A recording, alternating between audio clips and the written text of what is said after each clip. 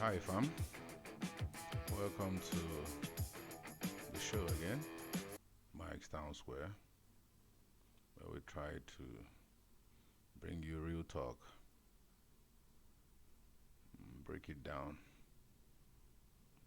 Today, I want to talk about something that's been burning in my mind, and I believe in a lot of Nigerians, their minds, which is the state of our security. Mm, it is something that is worth talking about.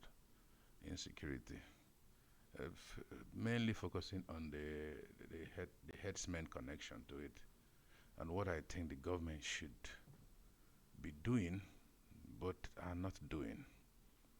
That is from the perspective of a citizen, uh, because I know they're experts, and I think they'll all agree with me that something is going wrong somewhere, which we'll dive into in this episode. So, what is the big picture here? It's like the country is under siege, and there seems to be no way to get out of this siege, and that is a concern. That's a concern. What to do? Because let's not sugarcoat anything. We are in a crisis.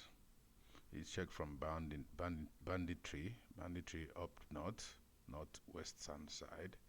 Then you come down to the south. We have a lot of kidnapping and some court clashes in urban centers and urban cities. It feels like our security is collapsing. But the group that is consistently coming up in the center of all this insecurity are the Fulani Herdsmen, or at least the versions of them, the armed version of the headsmen.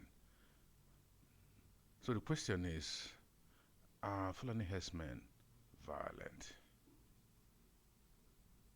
I will say categorical no. But in recent time, the farmer-herder conflict has escalated into something feels organized, almost political. I'll say so.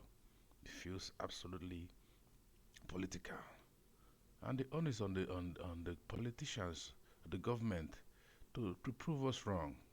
That's what our head is telling us, because it seems to be a crisis that cannot be solved, but ought to be solved because their job is to lead us and protect us. So they vow to do that. They pledge that before in their campaigns and all that.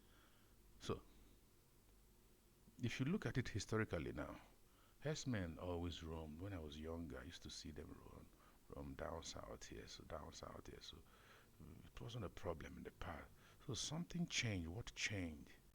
I am thinking, I don't know for sure, but I am thinking probably they had poor policies up north at the time, which now led to them to the herdsmen to roam down south, into which now led the south is mainly farming, so they now started roaming into farms, farming communities and all that, which now led to what we now have now. In roaming into those farms, destroying the crops of the farmers. Now they may probably the farmers retaliate. Now you now get them retaliating back, which is where hence you have the armed invasions and the burning of homes and mass killings. So at the end of the day, it's no longer about cattle anymore, because now people's lives are being lost in this. Check it from Benue to Southern Kaduna to other parts. Even some parts of the southeast are under siege. Farmers are afraid to go to the farms. Parents are afraid to sleep. Entire villages are wiped out. So that means there has to be a solution. The federal response is slow, almost suspicious, like there's something they are not telling us. We need to know what's going on. It seems to be some kind of, what is it called? The word government complacency in the whole scenario. That's my take on it, though. But I stand to be corrected. Because why do you say that? It gets uncomfortable. sometimes you see that the security agents come late after they have carried out whatever operation they want to carry out. Now, up until recently, that the president now said that why is nobody being caught? The IG, I think they said they've caught some people, but before now, you rarely see them catch anybody. How are these people invincible? Are they ghosts? If they have to label them terrorists, then they should label them terrorists.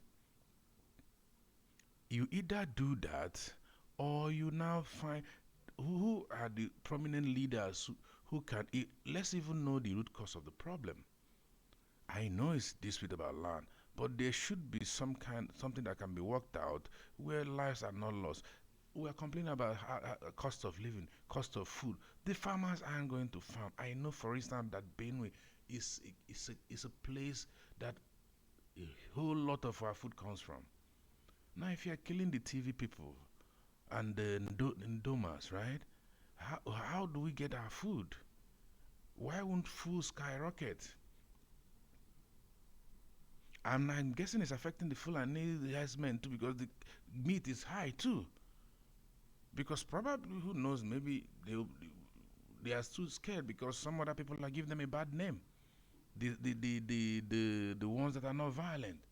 So it's just a boomerang effect. Eh? Something has to be done.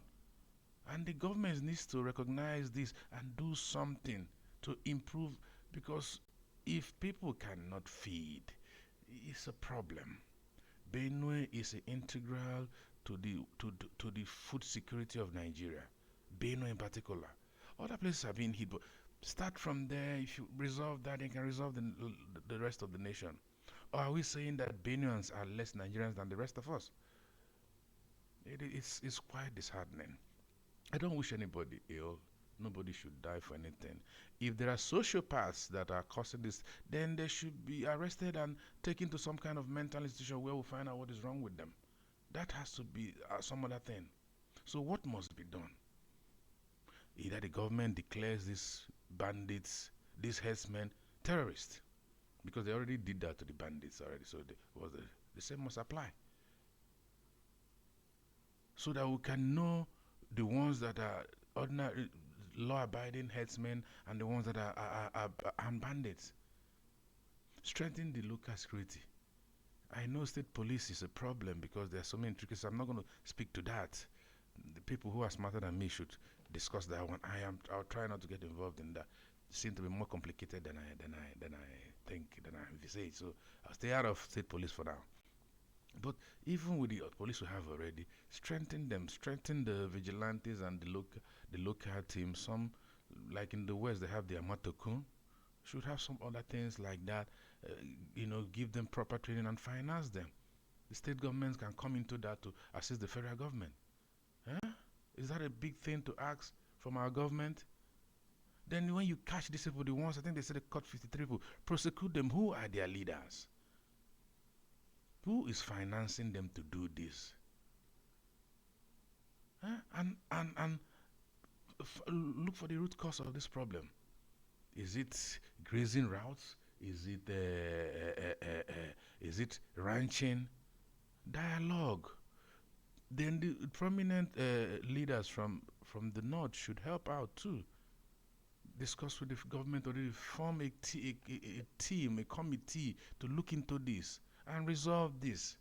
The killing is getting out of hand. It's unnecessary. Hmm? That's what I think. Rebuild trust.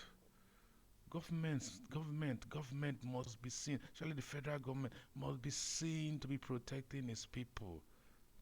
The Christian, Muslim, Yoruba, Hausa, Igbo, TV, Ndoma, everybody under the law must be protected. The president should take this seriously. Because my problem, which is why I criticize the government today, is they are too reactionary. They always wait before something bad happens. Then, can't we be proactive? Can we be proactive? The IG, please. If you need to involve the DSS, involve them. They are skilled, they are intelligence. Get everybody involved in this problem and resolve it once and for all, so that Nigerians should stop dying. I beg all of you, do something. Too many lives are being lost to this. So, final words. Insecurity is everywhere in this country. I just focused on the Benue part because it's reoccurring too often in that state. But this is not about tribe now, it's not about religion, it's about life, safety, and justice. If a farmer can't go to his farm and a child can't walk to school without fear, then what's the purpose of government? What is the government of the day doing? Let's say it out loud. Security must not be politicized. Lives, any human life in this country should be non-negotiable. Nobody should just take it away. So I'll see you guys on the next one and hope that they will do the needful, prosecute those guys, either catch their leaders or find out who is financing these people. Let's hope that the news cycle will not stop because we seem to be moving to the next trending news. Follow all the news cycle, the important news, mainstream media, the channels, the Arises, the TVCs, the NTAs. Don't just say the news and move on. Follow up, find out what is going on so that the people can be feel something is happening and feel safe. So that's all I have to say for today, and hope you guys have a great weekend. And I'll see you on the next one. Okay, bye bye, guys.